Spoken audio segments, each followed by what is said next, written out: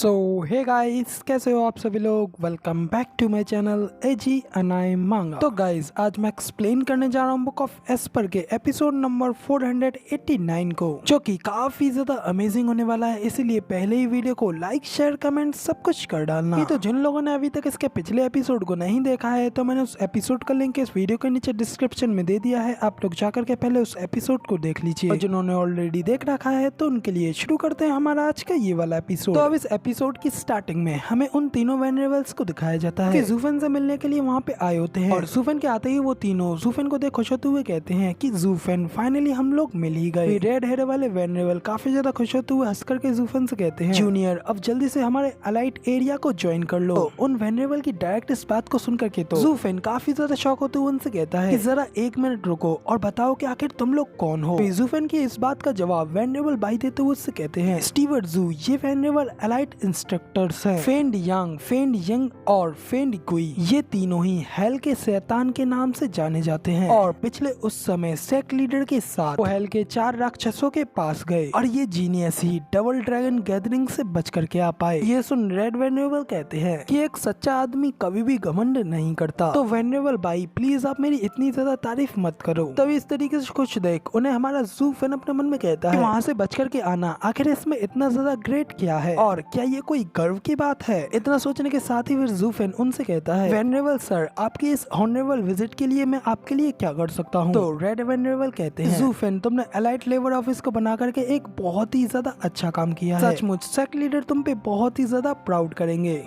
उसने हमें यहाँ तक बताने के लिए बुलाया है कि डिमोनिक ट्रेजर्स के साथ भी तुम हमें ऑवी कर सकते हो, इसलिए तुम्हें हम सभी के लिए भी 3-3 डिमोनिक ट्रेजर बना करके देने होंगे। वेनरेबल की ये बात सुनकर दूसरा जूफेन और भी ज्यादा गुस्सा और शौक हो गया होता है, और फिर उनसे कहता है कि वेनरेबल सर, क्या आप सब कुछ गलत नहीं समझ रहे हैं। मेरी तारीफ करने के बाद आपको मुझे रिवॉर्ड देना चाहिए, ताकि मुझे रिवॉर्ड देने की बजाय खुद मांगना चाहिए। तो जूफेन की ये बात सुनने के बाद तो वेनरेबल भी हंसते हुए कहते हैं, अरे यार, तुम तो मजाक भी नहीं समझ सकते। सेक्ट लीडर ने ये डिसाइड किया है कि ये डिसाइपल्स क्वालिटी और क्वांटिटी के टर्म में हमारे सेक्ट के पिलर्स बन सकते हैं, इसलिए वो इनर सेक्ट के रिसोर्सेज का आधा हिस्सा इन उभरते हुए एक्सपर्ट्स की ट्रेनिंग के लिए प्राप्त करवाएंगे। इसके अलावा आपको एक अलाइट स्पॉट भी दिया जाएगा, लेकिन ये उनकी ताकत के ऊपर डिपेंड करेगा कि वो ज्यादा से ज्यादा स्थानों को ले सके। वेनरेबल की ये बात सुनने के बाद तो जूफेन भी काफी ज्यादा शॉक हो गया होता है। दूसरी ओर वेनरेबल भाई भी थोड़ा हैरान होते हुए कहते हैं, हम लोगों ने बिल्कुल भी एक्सपेक्ट नहीं किया था कि सेक्ट लीडर इतनी जल्दी अपनी चाल चलेंगे। अभी इतनी जल्दी रिसोर्सेज को ट्रांसफर करना, इससे इनर सेक्ट बेहद जल्द ही बर्बाद हो जाएगा। तो तभी वेनरेबल की भी कहते हैं कि नसीब से अच्छा है हम लोग यहाँ पर जल्दी आ गए, वरना तो हम भी इनर सेक्ट के साथ ही दफन हो गए होते। जूफेन भी खुश होते हुए कहता है, ये तो बहुत ही ज्यादा ग्रेट है। अलाइट लेबर ऑफिस अब अपने बिल्कुल ठीक ट्रैक पर है, और मैं अपने इस मिशन को कंप्लीट करने के लिए एक स्टेप और करीब आ गया। इतना कहने के बाद फिर जूफेन वेनरेबल से पूछता है, वेनरेबल्स, आखिर अलाइट सिलेक्शंस कब होने वाले हैं। वेनरेबल उसे बताते हैं कि सिर्फ 2 दिनों में ही, इसलिए तुम्हें तैयार रहना चाहिए। बच्चे,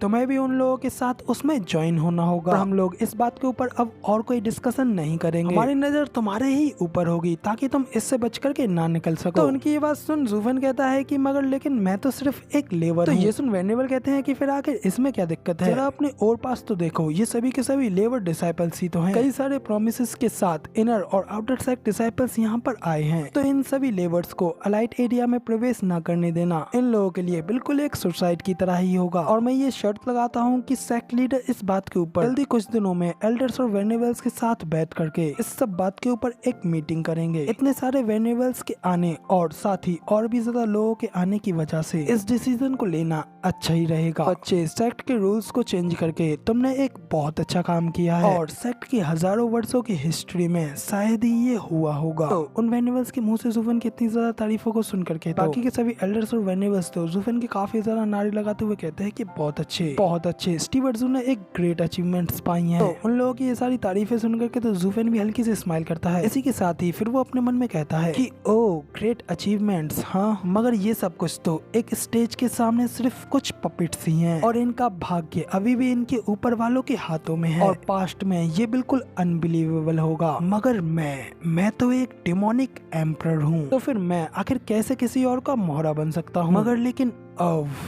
इतना कहकर के जूफेन पिछले उन पलों को याद करने लगता है कि कैसे वो अपने दोस्तों से मिला, कैसे वो सबसे पहले यंग मिस और यूनाई से मिला, कैसे उनके साथ रह करके कैसे उसके दोस्त पिल्किंग मास्टर बने और कैसे उसने एल्डर लिंग और बाकी सभी लोगों के साथ समय बिताया। सभी चीजों के बारे में सोचते हुए जूफेन काफी ज्यादा खुश होकर के स्माइल करने लगता है। इसी के साथ वो अपनी और हम सभी की प्यारी चूचू के बारे में याद करने लगता है कि कैसे वो उनसे मिला और कैसे वो उन लोगों की इतनी परवाह कर पाया। इसी के साथ फिर जूफेन आगे अपने मन में कहता है कि इससे कोई फर्क नहीं पड़ता कि मुझे इन सभी लोगों की कोई परवाह नहीं है, एक आउटसाइडर की तरह हूँ, मैं सिर्फ अपनी इच्छा से ही आगे बढ़ सकता हूँ या फिर पीछे हट सकता हूँ और अब मैं स्थिति की दया पर अब बिल्कुल भी निर्भर नहीं रहूंगा। इतना कहकर के जूफेन अपने दिल पर हाथ रखता है। तभी अचानक से उसे उसके दिल में कुछ अजीब फील होता है, जिसे फील करके तो वो भी काफी ज्यादा शॉक हो गया होता है। काफी हैरान होते हुए कहता है कि ये फीलिंग्स कहते ही वो वहाँ से बड़ी तेजी से जाते हुए वेनरेबल बाई से कहता जाता है, वेनरेबल बाई मैं अभी जा रहा हूँ, बाकी सब कुछ आप संभाल लेना। वेनरेबल बाई भी कहते हैं कि स्टीवर्ट जू आप बिल्कुल भी चिंता मत करो, क्योंकि अब हम लोग भी इस लेबर ऑफिस के एल्डर्स हैं, इसलिए हम लोग अब इस सब को बड़ी ही अच्छी तरीके से संभाल लेंगे। दूसरी ओर जूफेन कहीं जाते हुए अपने मन में कहता है कि अब जब मेरे आसपास मेरे कैपेबल मैनेजर्स हैं, तो अब मुझे इस जगह की ज्यादा परवाह करने की कोई जरूरत नहीं है, मैं अब पूरी तरीके से खुला और आजाद हूँ। कहते ही जूफेन अपनी और ज्यादा स्पीड बढ़ाते हुए कहीं पे जाने लगता है। साथ कुछ देर इसी तरीके से उड़ने के बाद जूफेन एक जगह पे आकर के रुकता है। वहाँ पे उतरते ही वो सामने की ओर जाकर के देखता है तो उसके सामने एल्डर युआन कुछ डिसाइबल्स से कह रहे होते हैं अभी भी यहाँ पर अगली अशुरा सर्कल को स्टार्ट होने में 2 साल हैं, इसलिए तुम लोग इन 2 सालों में अपनी कड़ी मेहनत करो, उसके बाद तुम लोग भी जरूर से अलाइट लेबर ऑफिस में एंटर कर पाओगे और इस तरीके के कष्टदायी भाग्य से अपने आप को आजाद कर पाओगे। दूसरी ओर एल्डर युआन को इस तरीके से देखते हुए जूफेन अपने मन में कहता है कि एल्डर युआन की विजडम सचमुच में बिल्कुल ही बाउंडलेस है, जो कि शांति और धैर्य को पूरी तरीके से प्राप्त कर चुके हैं, लेकिन मैंने सोचा था कि मेरे साथ रहने की वजह से ये ओल्ड मैन एक दिन जरूर ही थोड़ा तो एरोगेंट हो ही जाएगा, लेकिन फिर भी वास्तविकता इस सब के विपरीत दर्शाती है। ये सारी शक्ति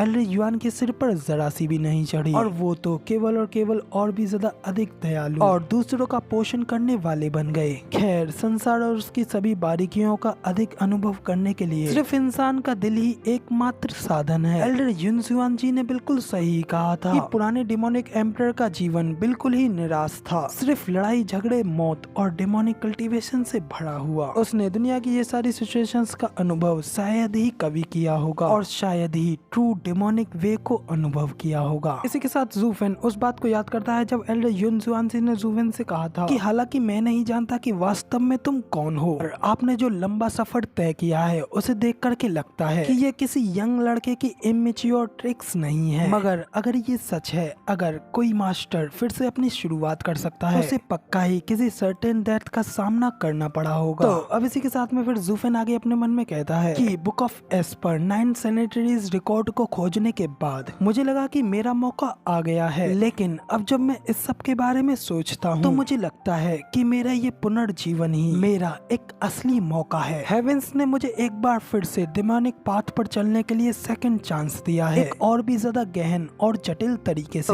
अब उधर जूफेन अपनी आंखें बंद करके ये सब सोच ही रहा होता है कि तभी एल्डर युआन वहाँ पे जूफेन को देख लेते हैं और उसे आवाज लगाते हुए उसकी ओर आते हुए उससे कहते हैं स्टीवर्ट जू आखिर आप यहाँ पे वापस कैसे आए हैं। जूफेन भी एल्डर युआन को अपनी ओर आते हुए देख उनको आवाज लगाता है और उनसे कहता है कि मैं अभी ब्रेक थ्रू की कगार पे हूँ, क्या आप मुझे एक ऐसी शांति भरी जगह के बारे में बता सकते हैं यहाँ पे कि कोई भी इंटरफेयर करके मुझे डिस्टर्ब ना कर सके। तो जूफेन की ये बात सुन एल्डर युआन भी उससे कहते हैं आप अब तक ऐसे ही आगे नहीं बढ़ रहे थे, जैसे कि कुछ हुआ ही नहीं, तो फिर आखिर आप अब इतने ज्यादा सीरियस क्यों हैं? जूफेन कहता है कि मैं ये महसूस कर सकता हूँ कि ये समय मुझे ऊंचा उठाएगा, इसलिए मुझे तैयार रहना होगा, नहीं तो जीवन भर मुझे इसका पछतावा होगा। तो जूफेन की ये बात सुनकर तो एल्डर युआन काफी ज्यादा हैरान होते हुए कहते हैं क्या उस स्थिति में तो हम आपको बिल्कुल भी डिस्टर्ब नहीं कर सकते हैं, ये आपके दिल से आ रही एक चेतावनी है कि आपका ये ब्रेक थ्रू बिल्कुल ही एक्स्ट्रा ऑर्डिनरी होगा, लेकिन ये एक बहुत ही महत्वपूर्ण मामला है। तो फिर आखिर आप इतने ज्यादा शांत कैसे हैं? यहाँ तक कि मैं भी तुम्हारे लिए बहुत ही ज्यादा चिंतित हूँ। एल्डर युआन की ये बात सुनने के बाद तो जूफेन भी हंसते हुए उनसे कहता है कि चाहे ये कितना ही ज्यादा महत्वपूर्ण क्यों ना हो और चाहे मुझे इसमें सफलता मिले या असफलता, मैं सिर्फ इसमें अपना बेस्ट ही दे सकता हूँ और इन चीजों की ज्यादा चिंता करना सिर्फ केवल मुझे नीचे ही खींचेगी। मैं इसमें सिर्फ अपना बेस्ट ही देने जा रहा हूँ। हेवेंस में जाने जाने और अपने दिल को फॉलो करने के लिए। जूफेन की ये सारी बातें सुनने के बाद में एलिस युआन भी अपने मन में कहते हैं कि इसका दिल इसके ब्लेस्ड लेवल तक पहुंच गया है और इस तरीके के हर्ट को कोई भी डीमन करप्ट नहीं कर सकता है। हालांकि ये बहुत ही ज्यादा अच्छा है, मगर लेकिन दिल से आई ये चेतावनी जरूर ही कुछ परेशानी खड़ी करेगी और उसे इसके लिए बिल्कुल ठीक रहना होगा। ये सब सोचने के बाद फिर एलिस युआन काफी ज्यादा एक्साइटेड होते हुए जूफेन से कहते हैं, स्टीवर्ट जू, तुम एकदम राइट पर्सन के पास में आए हो। इतने लंबे समय से डीमन स्कैमिंग सेक्ट में रहने के कारण मैं कई सारे सेक्युलिस्ट यानी कि एकांत जगहों के बारे में जानता हूँ। तो गाइज अब एलिस युआन के इतना कहने के साथ ही हमारा ये वाला एपिसोड यहाँ पे पूरी तरीके से कंप्लीट हो जाता है और उसके आगे की स्टोरी आप लोगों को इसके अगले एपिसोड में देखने को मिलेगी, जो कि आप लोगों को कल देखने को मिलेगा। फिलहाल तो वीडियो पसंद आई हो तो यार एक लाइक कर देना, साथ ही कमेंट करके जरूर बताना कि आपको हमारा ये वाला वीडियो का एक्सप्लेनेशन कैसा लगा। और अगर गलती से इस चैनल पर आ गए हो और आगे भी ऐसी अमेजिंग वीडियोस को देखना चाहते हो तो